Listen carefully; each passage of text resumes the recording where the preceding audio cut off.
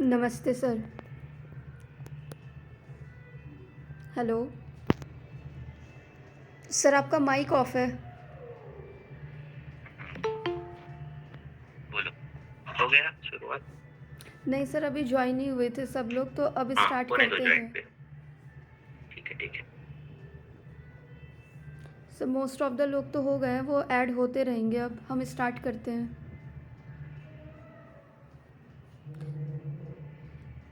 तो जैसा कि आप सभी को पता है कि हमने सर की गाइडेंस में व्याधि विनिश्चय और चिकित्सा करके एक नया ग्रुप अपना स्टार्ट करा है। इसमें जो है हम पर्टिकुलर एक एक व्याधि लेंगे और उस व्याधि को अच से लेकर के इति तक पढ़ेंगे। जैसे कि पहली व्याधि जो हमने ली है वो हमने प्रमेह ली है। तो प्रमेह में पढ़ते टाइम हमें ये ध्यान रखना है कि जब हम उसका आयुर्वेदिक पार्ट पढ़ रहे हैं तो हमें डायबिटीज़ मेलाइटस को अपने माइंड में नहीं रखना है। डायबिटीज़ मेलाइटस या फिर डायबिटीज़ इंसिपिडस भी हम पढ़ेंगे, लेकिन वो व्याधियाँ जैसी हैं और जिस शास्त्र में बताई गई हैं उस शास्त्र से ही उन्हें हम पढ़ेंगे। हम ऐसा नहीं करेंगे कि यहाँ पे प्रमेह है तो उधर हम डायबिटीज़ से उसे कोरिलेट करते हुए चलें। तो ये जो हमने नया ग्रुप बनाया है, इसका मेन मोटो यही है कि आप लोगों की एक एक व्याधि जो है वो पक्की हो जाए। तो प्रमेह व्याधि लेने का मेन कारण यही है कि प्रमेह के पेशेंट जो हैं वो बहुतायत में देखने को मिलते हैं, और इसमें होता भी यही है कि अगर कोई अपनी रिपोर्ट्स लेकर के आ रहा है तो हम बिना कुछ सोचे समझे ही उसे प्रमेह की मेडिसिन स्टार्ट कर देते हैं, जबकि हम ये भी नहीं डायग्नोस करते हैं कि एक्चुअल में वो प्रमेह है भी या नहीं है, या फिर प्रमेह है तो कौन सा प्रमेह है, कफज है, पित्तज है या फिर वातज है, या फिर वो प्रमेह है ही नहीं। तो इन्हीं सब चीज़ों को लेकर के ये ग्रुप बनाया गया है। अगर आप लोग की कोई क्वेरी है तो आप पूछिए। सर जो है ज्वाइन हो चुके हैं। आप कोई भी क्वेश्चन पूछ सकते हैं कि आयुर्वेद प्रैक्टिस हमें कैसे स्टार्ट करनी है। कोई भी आपके क्वेश्चन हो तो आप सर से पूछ सकते हैं। धनंजय, अगर तुम्हें कुछ क्वेश्चन पूछना हो तो पूछ सकते हो सर से। डॉक्टर पूनम, जितने भी लोग ऐड हैं, आप कुछ भी क्वेश्चन पूछ सकते हैं। कोई टॉपिक नहीं है इस क्लास का आज का। आपको जो पूछना है आप वो पूछ सकते हैं।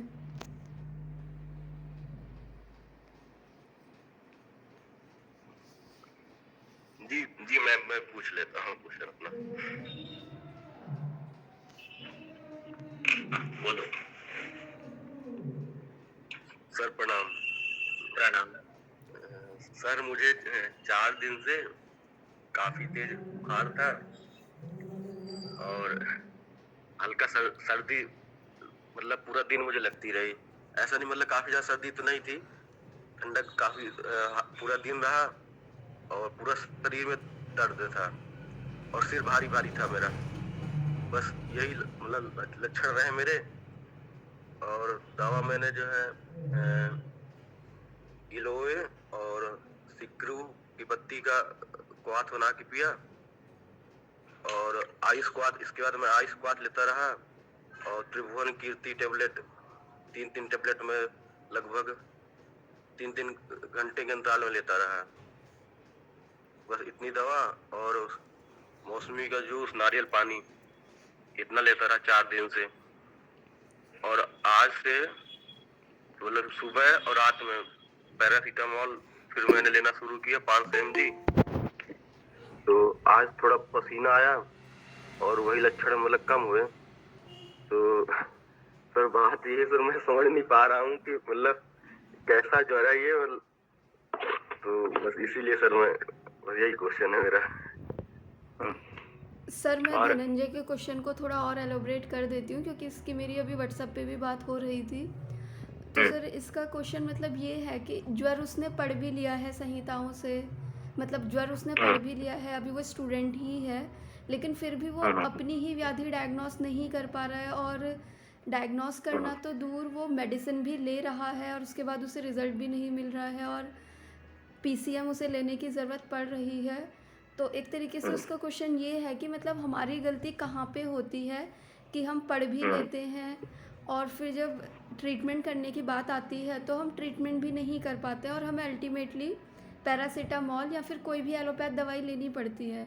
बात चाहे वो ज्वर की हो या फिर अतिसार की हो, जैसे लूज़ मोशन हो जाते हैं। हुँ, तो मतलब ऐसा क्यों होता है हम लोग के साथ कि हम एज़ अ स्टूडेंट कह लें या फिर एज़ अ प्रैक्टिशनर कह लें कि हम पढ़ते तो सब कुछ है, लेकिन जब चिकित्सा करने की बात आती है खुद की या फिर अपने फैमिली मेम्बर्स की, तो हम कर नहीं पाते हैं। हमें एलोपैथ का सहारा लेना पड़ता है और ना हम डायग्नोस कर पाते हैं एक्चुअल में उसे। हुँ। तो सर ये क्वेश्चन है उसका कि हम किस तरीके से अध्ययन करें कि अगर हमें कोई चीज़ हो रही है तो कम से कम हम पहले खुद को तो हेल्दी रख पाएँ। कि हमें हुँ, फ़ीवर आया है, अगर हम खुद का ही ज्वर ठीक नहीं कर पा रहे हैं, तो हमारे हुँ। सामने कल ओपीडी में कोई पेशेंट आएगा तो हम उसका ज्वर बिना पैरासिटामॉल के या फिर कोई दूसरी व्याधि बिना किसी एलोपैथिक मेडिसिन्स के कैसे ठीक करेंगे? हुँ। देखो, अभी जो मौसम चल रहा है, वो वात वात का मौसम है। अभी जो बुखार आने वाले हैं आते हैं, वो वात ज्वर के बुखार आते हैं। नॉर्मली जो हमारे चिकित्सालय में बुखार आते हैं, वो अजीर्ण से उत्पन्न ज्वर या फिर वात ज्वर, कफ ज्वर इस और वात कफ ज्वर इस प्रकार के बुखार ज़्यादा रहते हैं, पित्त ज्वर के कम रहते हैं। विषय ये है कि हमारा शास्त्र अध्ययन अगर रोज नित्य रहा और हमारा आयुर्वेदीय जो कंसेप्ट है, आयुर्वेद का लक्षण समुच्चय है, उस पर हमने ध्यान दिया, तो बहुत से जो प्रॉब्लम्स है वो सॉल्व होने लगते हैं। ये बुखार का जो है लोग थर्मामीटर से देखते हैं और कितना डिग्री फ़ारेनहाइट है उस पर वो जज करते हैं। हमारा ऐसा नहीं है। हमारा जो ताप है वो हम हाथ से ही देखेंगे और वो कितना है, हाँ, इस पर हम निर्भर करेंगे। तो थर्मामीटर का प्रयोग करने के लिए पहले बंद करना है। कई पेशेंट के घर में ही थर्मामीटर रहते हैं और वो घंटों-घंटों वो चेक करते हैं, तो ऐसा नहीं करना है पहली बात। क्योंकि अंतर्वेगी ज्वर रहता है तो उसका फिर टेम्परेचर दिखता नहीं थर्मामीटर से, फिर हम कैसे वो जान लें कि ये कितना टेम्परेचर है। तो थर्मामीटर का प्रयोग का कुछ फ़ायदा नहीं है, ठीक है? दूसरी बात जो है हमारे जो शास्त्र में ज्वर की चिकित्सा है उस प्रकार की चिकित्सा अगर की जाए लंघन है ना, तो हमें क्या पता चल रहा है कि लंघन करना तो मीन्स एक दिन उपवास करना इस प्रकार से है ना। तो ऐसे नहीं है, बार हमने पेशेंट को 3-3 दिन उपवास करने बोला है। कितने दिन? 3-3 दिन। हाँ, अगर खाना नहीं खाया तो कुछ नहीं होता, कोई नहीं मरता, ठीक है। लंघन कितने तक करना है कि तस्मात् आदोष पचनात्। अब आदोष पचनात् बोला है, इसका मतलब है जब तक पाचन होता नहीं तब तक उपवास करना है। हमारे दिमाग में हमने बनाया है कि एक ही दिन उपवास करो, फिर दूसरे दिन ये निकालो, ऐसे नहीं करना है। अगर आम ज्यादा है तो आपका उपवास भी उतना ज्यादा होना चाहिए, लंघन भी उतना ज्यादा होना चाहिए। उपवास किया और गुरु प्रावरण लिया, मतलब स्वेटर पहना, कान पूरे ये कर दिए, ढक दिए, और गुरु प्रावरण मीन्स क्या? एक चादर, 2 चादर नहीं, 4-5 चादर लेकर सोना। ऐसे अगर करोगे तो बाहर से अग्नि मिलेगा आपको, ठीक है? और बाहर से अग्नि अगर मिल जाएगा तो शाखागत आम जो हुआ है, उस शाखागत आम का पाचन होगा। ये कंडीशन ही हम नहीं देते, ये कंडीशन ही हम करते नहीं। सिर्फ लंघन और ये गुरु प्रावरण ये किया तो ज्वर जाता है, कोई भी ज्वर ये जो है वो रहता नहीं, क्योंकि बाहर से अग्नि मिल जाता है, शाखागत आम का पाचन होता है और फिर बाद में भूख लगती है 2 दिन में के बाद और फिर बाद में वो नॉर्मलाइज़ होता है। हम इतना टाइम देते नहीं।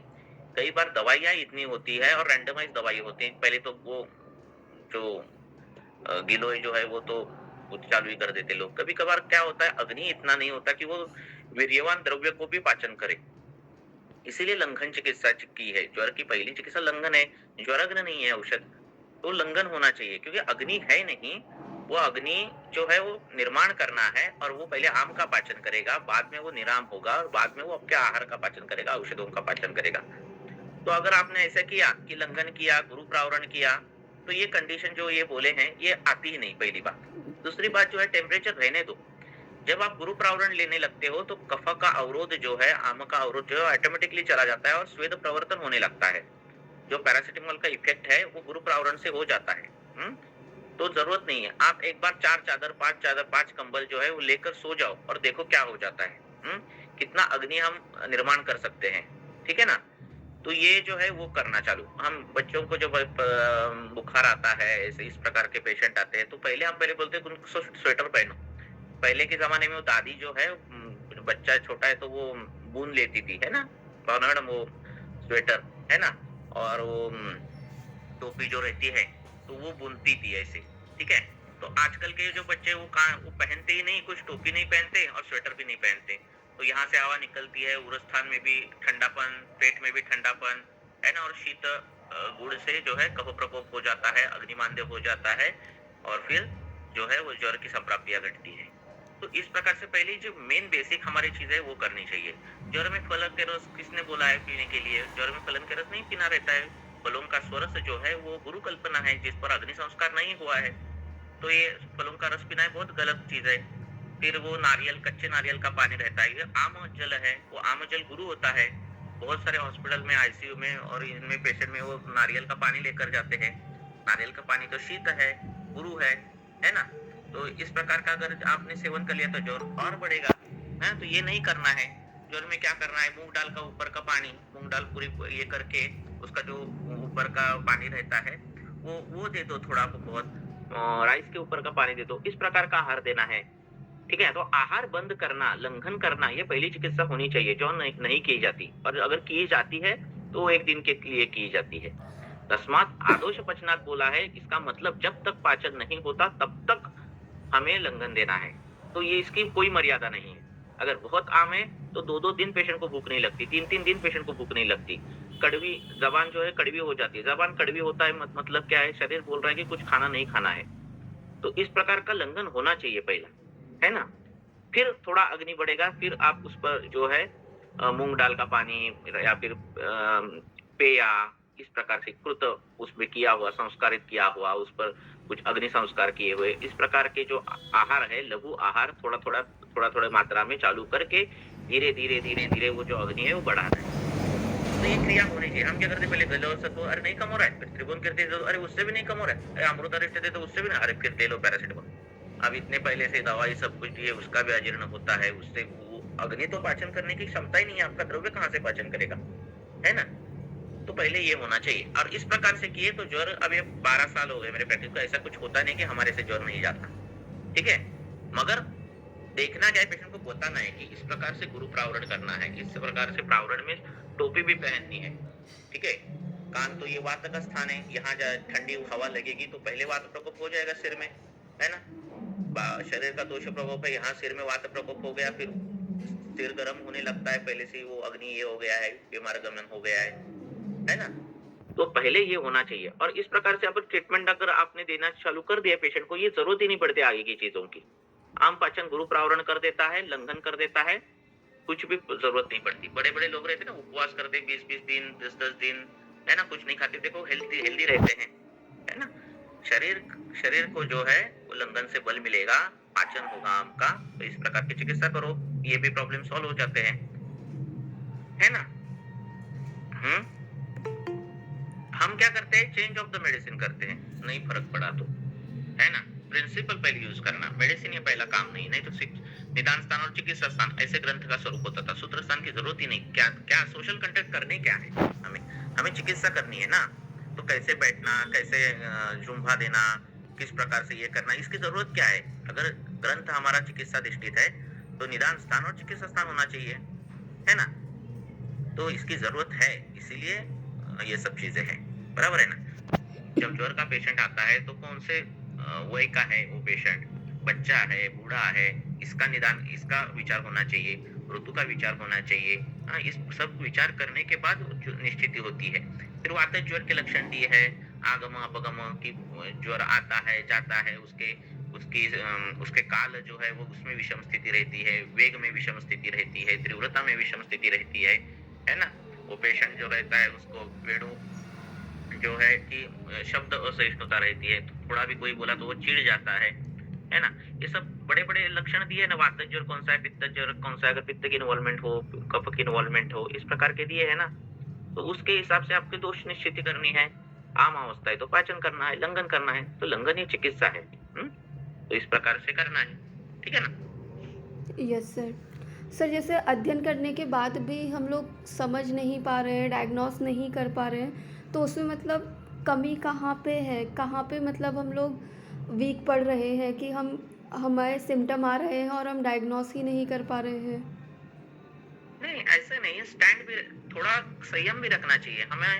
एक जो है प्रोटोकॉल बनाया रहता है दिमाग में, है ना, कि अरे मैंने ये दिया, दे दिया, अभी 2 दिन में कम नहीं हो रहा है, ऐसे नहीं। अगर व्याधि उतनी ज्यादा ये है, शाखागत है, लीन दोषावस्था है, तो टाइम भी उतना लगेगा। आपको सिर्फ इतना इतना ही सोचना है, मैं बोलता हूँ कि सभी को, कि हमें पढ़ाई करनी है, पेशेंट देखने हैं, उसके लक्षण समुच्चय क्या है वो देखना है, हेतु कौन से है वो देखना है, उपशय अनुपशय देखना है, स्वतंत्र है क्या परतंत्र देखना है। और इस पूरे सब कुछ देखने के बाद हमारा हम एक पॉइंट पर आ जाते हैं कि इस पेशेंट को पहले अपतर्पण करना है, इस पेशेंट को पहले आम पाचन करना है, इस पेशेंट को पहले ये काम करना है, एक पॉइंट पर आ जाते हैं। इतना सब सोचने के बाद वो जो पॉइंट आता है इस पर काम करना, सिर्फ बस उतना करना। आगे का रिजल्ट मिलेगा ना मिलेगा, पेशेंट क्या बोलेगा, कितने, ये बाकी कुछ नहीं सोचना, वो भी हम ही सोचे तो ऐसे होगा। सिर्फ इतना सोचो, और ये जितना ज्यादा सोचने लगोगे उतना वो ब्रेन उतना उतना अच्छा डेवलप होते जाएगा। अल्टीमेट जो है वो नेक्स्ट रिजल्ट जो है पेशेंट अच्छा होना और पेशेंट मल्टीप्लाई होना, वो बाद में होते जाते हैं। ठीक है ना, हमें इतना ही सोचना है कि ये, ठीक है ना, आगे का मत सोचो कि क्यों नहीं फर्क पड़ता है, क्यों ऐसा हो रहा है। अपना ये पहले जो स्टेप्स है वो बहुत स्ट्रांग होने चाहिए। कि हमारा जो डायग्नोसिस है, हमारा जो संप्राप्ति है, वो जो संप्राप्ति विजुअलाइजेशन जो है वो एकदम स्ट्रांग होना चाहिए। तब कभी कभार क्या होता है कि हम पेशेंट को मेडिसिन देते हैं, पूरा पहले दिमाग सब लड़ाया हुआ होता है, और फिर एक चिकित्सा दी होती है, फिर बोलता है 10 दिन बाद नहीं फर्क पड़ा, पर हम स्टैंड रहते हैं, है ना, हमें मालूम रहते कि ये हेतु हुए थे, ये इस प्रकार की संप्राप्ति हुई थी और मैंने तो बराबर दी, फिर खुद पर फिर वापस से स्टैंड रहो। अगर आपको कुछ दूसरा एंगल नहीं मिल रहा है और पेशेंट फिर भी बोल रहा है नहीं हो रहा है, फिर भी खुद से स्टैंड रहो। क्यों? कभी कभी काल का भी रोल है ना, हमारे दिमाग में जो रहता है कि 5 दिन में होना चाहिए, ऐसा नहीं होगा। कईयों को महीना लगेगा, कईयों को 10 दिन भी लगेंगे, ठीक है ना, पर आपका स्टैंड पेशेंट को बोलना नहीं मैंने जो किया है ना वो बराबर होगा, आपको फर्क पड़ेगा, ये कॉन्फिडेंस के साथ बोलो। तो कभी कभार फर्क पड़ता भी है पेशेंट को, कभी कभार वो नहीं बोलते, पर आप इतने स्ट्रांग रहते हो, विश्वास के साथ बोलते हो, तो वो बाद में बोलते हैं नहीं आप बोल रहे थे ना वो फर्क पड़ा। आपका विश्वास आपके आंखों से, आपके बातों से झलकता है पेशेंट को। तो गलत भी बोले तो उसको वो दिमाग में वो ये कर लेता है कि अरे मैंने तो बोल दिया ऐसा, और डॉक्टर तो अभी भी वही इसी बात पर स्टैंड है ना। तो ऐसे मत हो जाओ, पेशेंट कुछ ये बोला नहीं फर्क पड़ा, ऐसे मत हो जाओ। पहले जो स्टेप्स है ना वो उस पर एकदम स्टिक रहो, बाकी का विचार पेशेंट करे और समाज करे। हमें क्या करना है, हमारा निदान अच्छा होना चाहिए, हमारा सिलेक्शन ऑफ ड्रग अच्छा होना चाहिए, परफेक्ट होना चाहिए। हमें वो सिलेक्शन ऑफ ड्रग जस्टिफाई करना आना चाहिए कि मैंने ये घृत कल्पना ही क्यों दी, मैंने ये अवलेय कल्पना ही क्यों दी, मैंने ये कषाय कल्पना ही क्यों दी, मैंने ये चूर्ण ही क्यों प्रयोग किया, मैंने व्यानकाली क्यों दिया, मैंने अपानकाली क्यों दिया, ये आपको परफेक्टली जस्टिफाई करना आना चाहिए। ठीक है ना, कोई ऐसा नहीं बोलना चाहिए अरे ये आप ये भी दे सकते हो, तो आपको बोलना जाना चाहिए नहीं मैंने ये क्यों नहीं दिया, क्योंकि ये था इसीलिए। ये इतना जस्टिफिकेशन आपको पहले स्टेप्स में आना चाहिए। तब इसके बाद अगर नहीं हुआ तो फिर बाकी की बात अलग है, पर ये जो 2 स्टेप है उसको पार मत करो, वो छोड़कर आगे मत जाओ, ठीक है ना।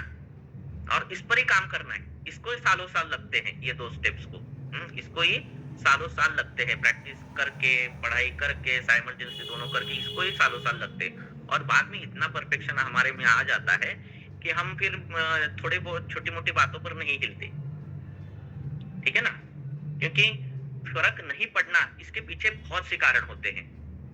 जो हमने एक बार ग्रुप में डिस्कशन कर लिए, बराबर है। कभी कभी हेतुओं का पालन नहीं होता, कभी कभी पेशेंट झूठ बोलता है, साइकोलॉजिकल कंडीशन कभी कभार ऐसी घर की रहती है कि वो हमें कभी भी नहीं पता चल सकती, ठीक है ना। ऐसी बहुत सारी चीजें रहती है कि कभी कभार फर्क नहीं पड़ता, तो वो चीजें हम कितना सोचे, है ना। तो इससे अच्छा जो हमारे हाथ में है वो पहले स्ट्रांग करो। हमारे हाथ में क्या है, हमारे हाथ में सभी व्याधियों के पूरा रूप हमारे दिमाग में होने चाहिए, हमारे इसमें सभी दोषों के अंशांश कल्पना का क्लियर पिक्चराइजेशन हमारे जो है दिमाग में होना चाहिए। हमारे हाथ में हेतुओं के कौन से गुण बड़े हैं, उस गुणों से किस प्रकार की संप्राप्ति बन सकती है, किस प्रकार से ख वैगुण्य कहाँ संप्राप्ति बन सकती है, ये पिक्चराइजेशन हमारे दिमाग में चाहिए। और इसके सबके अनुसार जो है चिकित्सा सूत्र क्या होना चाहिए, वातानुलोमन करना है क्या मुझे, वात शमन करना है क्या मुझे, ब्रूहण करना है क्या, ब्रूहण करके मुझे वात शमन करना है क्या, वातानुलोमन करके वात शमन करना है क्या, विपरीत गुणों का विचार करके मुझे वात शमन करना है, कफा वृत्त निकाल के मुझे वात, क्या करना है वो फिक्स हो जाता है। उसके आधार पर आप चिकित्सा सूत्र जो है, चिकित्सा के द्रव्य है, उसका सिलेक्शन करोगे। ये प्रोसेस को टाइम लगेगा, ये ब्रेन डेवलप होने के लिए एक दिन की बात नहीं है, ठीक है? पर इस पर ज़्यादा काम अगर आपने करते गए, तो बाद में बाकी की चीज़ें सोचने की कुछ भी ज़रूरत नहीं है। जो पेशेंट ठीक होने वाले हैं, वो ठीक होंगे ही आपसे, और जो नहीं ठीक होने वाले, वो आपसे क्या किसी से भी नहीं ठीक होने वाले। सर हमारे गुड आफ्टरनून सर। सर हमारे सराउंडिंग आमवात, संधिवात, गुरु स्तंभ जैसे रोगी रहते हैं, बट हम उन्हें डायग्नोज कर पाना, उसका हिस्ट्री कैसे लें, कैसे पता करें कि ये आमवात ही है, ये संधिवात ही है, ये गुरु स्तंभ है। काफी मतलब मैं तो अभी स्टूडेंट हूँ, मैंने पढ़ रखा है पूरा, बट फिर भी मैं डायग्नोज नहीं कर पाती, और ये सब पेशेंट मेरे सराउंडिंग रहते हैं। बट क्या करना चाहिए, नहीं, कैसे क्या होता है, पहले ये हाँ, ये सब प्रॉब्लम जो हम कर रहे हैं, ये दूसरे पैथी वाले नहीं कर रहे, ठीक है? एमबीबीएस जो बच्चा होता है, वो थर्ड ईयर में ये प्रश्न उसके सामने नहीं आते कि मैं कैसे डायग्नोज करूं ये रूमेटॉइड आर्थराइटिस है। आते उसके सामने नहीं आते होंगे। हाँ, मैं कैसे डायग्नोज करूं कि इसका ये ऑस्टियोआर्थराइटिस है, कि उसको मालूम है मुझे सीरम कैल्शियम लेवल चेक करना है, मुझे आरए टेस्ट करनी है ना? उसको ये नहीं प्रॉब्लम आते कि मैं इसका एंकिलोसिस स्पॉन्डिलोसिस कैसे डायग्नोज करूं कि ये एंकिलोसिस है, ये आरए है, ये आमवात है ना? ऐसे आप ऐसे लगता है कि एमबीबीएस के third year final year student को ऐसे प्रश्न पढ़ते होंगे? No sir. नहीं पढ़ते। क्यों नहीं पढ़ते? क्योंकि वो आयुर्वेद नहीं पढ़ते। वो उनकी जो पैथी है वही वो पढ़ते हैं, ठीक है? वो हचिंसन पढ़ते हैं क्लिनिकल मेथड, वो डेविडसन पढ़ते हैं मेडिसिन के लिए, और पढ़ाई करनी तो वो हैरिक्सन पढ़ते हैं, फार्मेकोलॉजी पढ़ते हैं, खत्म। उनका फोकस फिक्स है। आरए पॉजिटिव होगा तो वो आरए का ही पेशेंट है, वो फिर गाउट का पेशेंट नहीं है। यूरिक एसिड ज्यादा है तो वो गाउट का ही पेशेंट है। हाँ, सीरम कैल्शियम इतना कम है, सुनो, इतना कम है तो वो इसका ही पेशेंट है। तो उनका जो फोकस है वो क्लियर है, क्या करना है डायग्नोसिस। हमारा क्या है, हमें गाउट भी देखना है, आरए भी देखना है, आमवात भी देखना है, और वातुपित्त भी देखना है ना? तो हमारा जो फोकस है वो ऐसा है नहीं, बराबर है ना? तो एक पहले के वैद्य थे, वो बोलते थे कि जो बीएमएस का सिलेबस है उसमें वो मॉडर्न जो है वो रखना ही नहीं चाहिए। मॉडर्न रखना नहीं चाहिए मीन्स एनाटॉमी फिजियोलॉजी भी रखनी नहीं चाहिए। अगर इस प्रकार का अभ्यासक्रम होता था तो हमें थर्ड ईयर में ये प्रश्न ही नहीं हमारे दिमाग में आते थे। हमारा जो अभ्यासक्रम है वही प्रॉब्लम है ये सभी चीजों के लिए, और इसीलिए हमें थर्ड ईयर क्या, इंटर्नशिप क्या, जब वही प्रैक्टिस जब आयुर्वेदिक करते तब भी ये प्रश्न पढ़ते हैं कि हम कैसे डायग्नोस करें, है ना? तो इसीलिए अभी गलतियां है, अभी है तो है। तो अभी क्या करना है, जितना आपको जो पढ़ा है वो ज्यादा रिकॉल नहीं करना है। आपको आमवात के क्या लक्षण है, वात रक्त के क्या लक्षण है, यही देखना है। यूरिक एसिड नहीं देखना, आरए टेस्ट नहीं देखना। कितने बहुत से पेशेंट जो रहते हैं वो आरए पॉजिटिव रहते हैं पर वो वात रक्त के पेशेंट रहते हैं। कितने पेशेंट जो है यूरिक एसिड ज्यादा रहते हैं पर वो आमवात के पेशेंट रहते हैं। कितने पेशेंट ऐसे रहते हैं कि वो आरए पॉजिटिव रहते हैं पर वो आमवात के पेशेंट नहीं रहते। समझ में बात आ रही है? यस सर, ऐसे तो पेशेंट मैंने भी देखे इसका हैं। हाँ, तो ये कुछ कंपैरिजन करना ही नहीं जो आपने अभ्यास बीएमएस में पढ़ा। प्रमेय is not equal two diabetes, ठीक है? आमवात मींस आरए पॉजिटिव नहीं है, वात रक्त मींस यूरिक एसिड नहीं है, कुछ भी रिलेशन नहीं है। ये कोरिलेशन क्यों नहीं है? क्योंकि हमारी शरीर रचना, शरीर क्रिया, यहाँ से लेकर मॉडर्न का ये पूरा डिफरेंस है। हाँ, अगर हमारे बेसिक प्रिंसिपल सेम होते, होम्योपैथी जैसे कि एनाटॉमी दोनों की सेम है, फिजियोलॉजी दोनों की सेम है ना? ब्लड क्या, मॉडर्न में ब्लड क्या काम करता है और हमारा रक्त धातु क्या करता है वो अलग है। हाँ, हमारा रस संवहन है, वहाँ का उनका ब्लड सर्कुलेशन है ना? वहाँ उनका यकृत अलग, हमारा यकृत अलग, उनका लीवर अलग काम करता है, हमारा अलग, हमारा प्रोसेस जो है वो अलग है। तो हमारा जो एनाटॉमी है, फिजियोलॉजी वो अलग है पूरी की पूरी। इसीलिए कोरिलेशन होता नहीं, थोड़ा बहुत हो जाता है पर वो लगाकर कुछ फायदा नहीं, ठीक है ना? वो लगाकर कुछ हासिल नहीं होने वाला। तो जितना हमारा ब्रेन पूरा आयुर्वेदीय हो उतना ज्यादा देखना चाहिए हमें, और उसके लिए क्या करना चाहिए कि वो ही पढ़ना चाहिए पहले तो, क्योंकि हमने तो वो पढ़ लिया होता है डेविडसन और ये सब कुछ। तो आप जितना ये पढ़ोगे उतना हमारे कंसेप्ट हमारे दिमाग में आ जाते हैं और फिर पता चलता है कि ये आम वात है, वात रक्त है, ये क्या है, ये क्या है। ठीक है ना? बराबर है? तो ये कंफ्यूज होगा जब तक हमें वो बैक ऑफ द माइंड हमारे हमारे दिमाग में सीरम कैल्शियम होगा, यूरिक एसिड होगा, आरए फैक्टर होगा, ये जब तक हमारे दिमाग में पीछे होगा तब तक ये कंफ्यूजन होता ही जाएगा। ठीक है?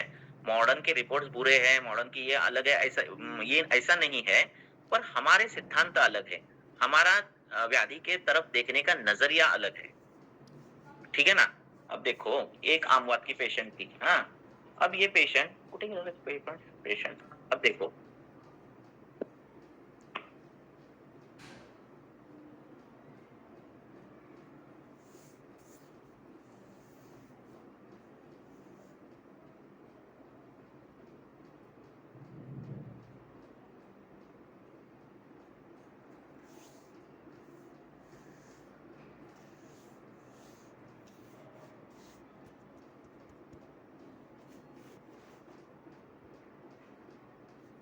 सर आपकी वॉइस नहीं आ रही है और वीडियो भी नहीं है।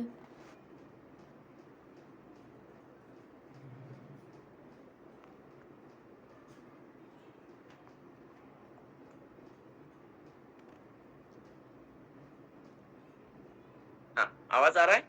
यस सर, अब आ रही है। हेलो? हाँ जी सर, अब आ रही है। अब आ रही है आवाज़। आवाज आ रहा है क्या मेरा? यस सर, क्लियर है।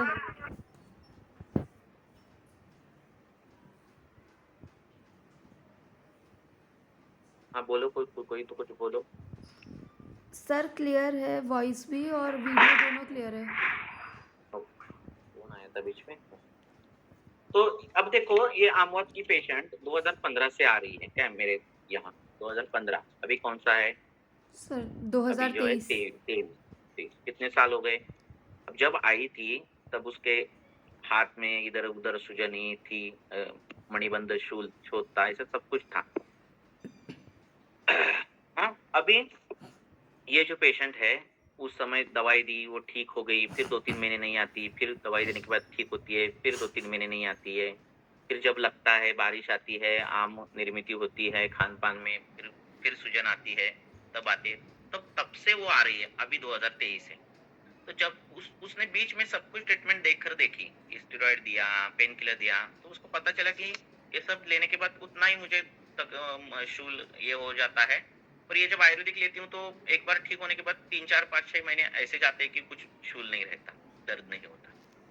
बराबर है ना? तो आपकी अगर ट्रीटमेंट ये हो तो पेशेंट सालों साल आपके तरफ आता है। बीच में वो 4 डॉक्टर घूमता है, सब कुछ देखता है, पेन किलर लेता है, ये सब कुछ करता है। पर आपकी अगर ट्रीटमेंट सही हो ना, तो उसको जो सुख है, उपशय में मिला हुआ सुख जो है वो आपसे ही मिलता है। तो 4-4, 5-5, 6-6 साल आपके पास ही आएगा। समझ बात आ रही है? आपका क्या काम है कि स्टैंड, अभी मैं बोलूं अरे इतने साल आ रही है, अभी भी पूरा जा नहीं रहा है, वर्षा ऋतु आ गया, कुछ आम के हेतु हो गए, फिर आमवत, तो ये हेतु करने वाली है पेशेंट, ऋतु का असर होने ही वाला है। बाकी लोगों पर ऋतु का असर और ये आम वात पर, वात व्याधि पर होने वाला असर, इसमें फर्क है।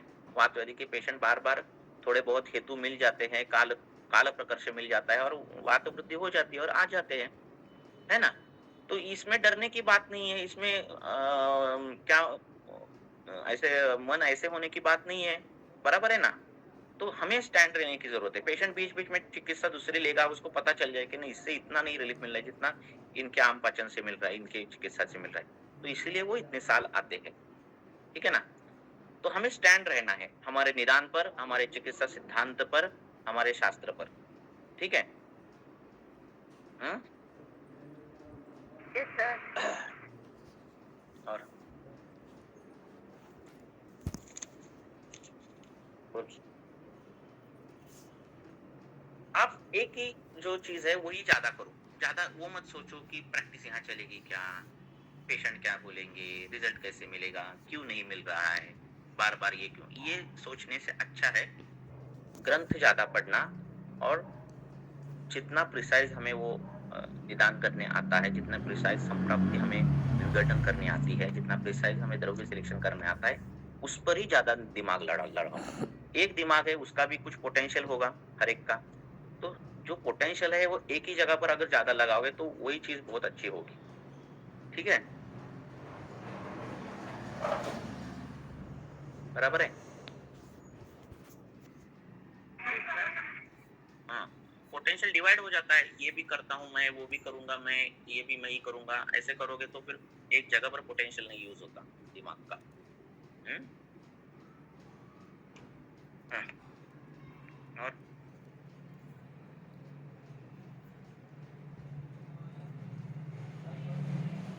डॉक्टर निहाला ने हैंड रेज़ करा हुआ था, आपको अगर कुछ पूछना है तो आप पूछ लीजिए।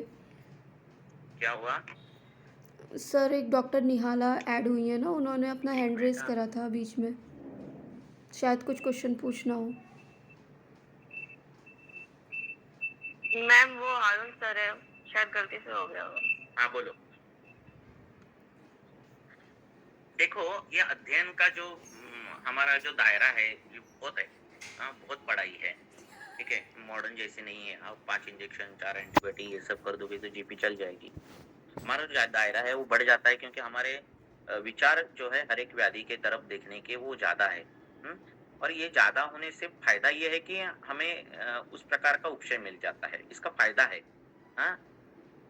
अब प्रॉब्लम है कि हमें टाइम लगेगा उतना पढ़ने के लिए, ठीक है ना? एक व्याधि का अगर प्रतिशाय है, तो प्रतिशाय के लिए मॉडल में क्या-क्या है? तो एक एलर्जिक हो सकता है, एक बैक्टीरियल हो सकता है, वायरल हो सकता है, खत्म हो गए दायरे, बराबर है ना? पर हमारा प्रतिशय अगर देखा जाए तो उसके लिए 50 आपके हेतु मिलेंगे आपको। तो हमारा दायरा ज़्यादा है, इसके कारण हम मलबद्धता दूर करके भी प्रतिशय दूर कर सकते हैं, है ना? हम अजीर्ण दूर करके भी प्रतिशय दूर कर सकते हैं, हम चिंता दूर करके भी प्रतिशय दूर कर सकते हैं।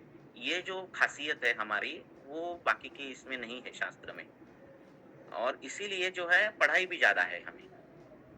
तो थोड़ा टाइम लगेगा, दूसरे इंसान को अगर 1 साल लग रहा है सेटल होने को, हमें 3 साल लगेंगे, पर जो सेटलमेंट आ जाएगा वो उसको कुछ कंपैरिज़न नहीं रहेगा, है ना?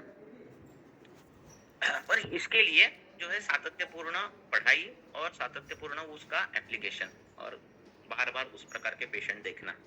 हाँ, ये बार-बार होना चाहिए। हमारे विचार बार-बार आयुर्वेदीय होने चाहिए। हुँ? और इस प्रकार से वो पढ़ाई होनी चाहिए, है ना?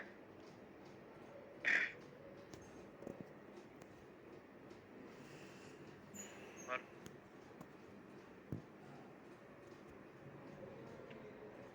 किसी और के कोई क्वेश्चन है तो पूछ लीजिए। पूछो। भारती मैम को पूछना है। पूछिए मैम। हेलो, हाँ, पूछो। नमस्ते सर। हेलो, बोलो, बोलो। हेलो, सुनाई देता है? हेलो, नमस्ते सर। आवाज़ अभी जब पेशेंट अभी प्रमेय का हाँ, सुनाई दे रहा है? बोलो। हेलो? हाँ, तो यदि प्रमेय का पेशेंट हमारे पास कुछ मतलब डायग्नोसिस लेट हो गया है, लेकिन मतलब हमारे तरफ से उसका डायग्नोसिस जैसे भी हम करते हैं क्लिनिकली, जैसे ब्लड टेस्ट करने के बाद या यूरिन टेस्ट करने के बाद कंफर्म कर लेते हैं, लेते ही है ना सर हम लोग। तो आधुनिक शास्त्र का ये महत्व, हमने शुरू में उसके साइन सिम्टम्स और सारी संप्राप्ति ये सारी हमने आयुर्वेदिक के अनुसार लगा ली, लेकिन पेशेंट के सेटिस्फेक्शन के लिए और हमारे भी, जैसे हम भी 15-15 दिन में उसकी ब्लड शुगर टेस्ट कर रहे हैं या यूरिन टेस्ट कर रहे हैं या यूरिन में प्रोटीन आ रहा है तो प्रोटीन यूरिया, जैसे इस टाइप से जो ये होता है, ये कैसे मतलब कितने मायने रखता है और कितना कैसे करना है, या सिर्फ क्लिनिकली जो ये दिखते हैं पेशेंट के साइन सिम्टम्स दिखते हैं उसके ऊपर ही हम कफज, पित्तज या वातज जो भी हमारे ये प्रमेय के प्रकार है उसके तरफ निदान करना है कैसे? देखो, अभी जब ग्रंथ लिखे थे तब ये चीजें, बहुत सी चीजें नहीं थी कि आधुनिक वैद्यक शास्त्र की दवाई, हाँ, तो बहुत से असाध्यत्व व्याधियों का इसमें भी आ जाता है कि ड्रग डिपेंडेंसी आ जाती है। अगर पेशेंट 20 साल से मेटफॉर्मिन ले रहा है, हाँ, 20-25 साल से कोई चीज ले रहा है, तो वो चीज जो है वो शरीर को इतनी आदत पड़ जाती है कि वो छुड़ाना ये नहीं होता।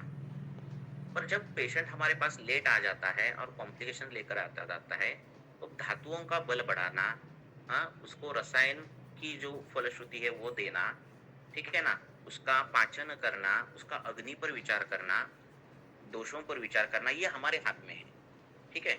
कई बार जो है असाध्यत्व की चीज़ें आती है हमारे पास, हाँ? और ये असाध्यत्व जो है वो ड्रग इंड्यूस असाध्यत्व रहता है, बराबर है ना? कोई एखादी चीज़ शरीर में 20-20 साल अगर जाए, तो ये जो नई असाध्यत्व की जो रेंज है वो अभी हमारे पास है, जो पहले के इसमें नहीं थी, बराबर है ना? तो उसको इसी चीज़ से देखना है पेशेंट को, और उस प्रकार से उसके बाकी के क्या चीज़ें हम ये कर सकते हैं, धातुओं का बल कैसे बढ़ा सकते हैं, अग्नि कैसे बढ़ा सकते हैं, वो देखना। ये सब देखने के बाद बाकी के जो मल है, वो मूत्र में प्रोटीन है, मल में क्या है, ये है, वो है, वो बाद में ऑटोमेटिक ठीक होता है जब धातुएँ हम अच्छे करते हैं, दोषों को साम्यावस्था में रखते हैं, अग्नि को अच्छा करते हैं, तो जो कुछ प्रॉब्लम बाद में आने वाला है और जो आ रहा है, जिसका हम कोरिलेशन आयुर्वेद में नहीं कर पा रहे हैं, ये प्रॉब्लम सॉल्व होते हैं जब ये चीज़ें हम सॉल्व करते हैं, ठीक है? तो ऐसी अगर कॉम्प्लिकेटेड चीजें आती है, तो हमें क्या देखना है कि कौन से धातु का बल कम लग रहा है, कौन सा धातु का बल बढ़ाना है, इसके शरीर को अपतर्पण की जरूरत है क्या संतर्पण की जरूरत है, इसको पाचन की जरूरत है कि किसकी जरूरत है, इसका अग्नि अच्छा है कि नहीं है, ये हमारे हाथ में है। और ये अगर हमने ठीक कर लिया ना, ठीक है ना, ये सब दीवारें हैं उस घर की, अगर ये मजबूत कर ली ना, तो धीरे धीरे जो बाकी की चीजें है ना, वो धीरे धीरे ठीक होने लगती है। और नहीं अगर ठीक हो रही है तो वो असाध्यत्व की चीजें रहती है कई बार, ड्रग इंड्यूस ये अभी आ रहा है ना? तो ये एक्सेप्ट करना पड़ेगा कई चीजें, तो कई बार पेशेंट 75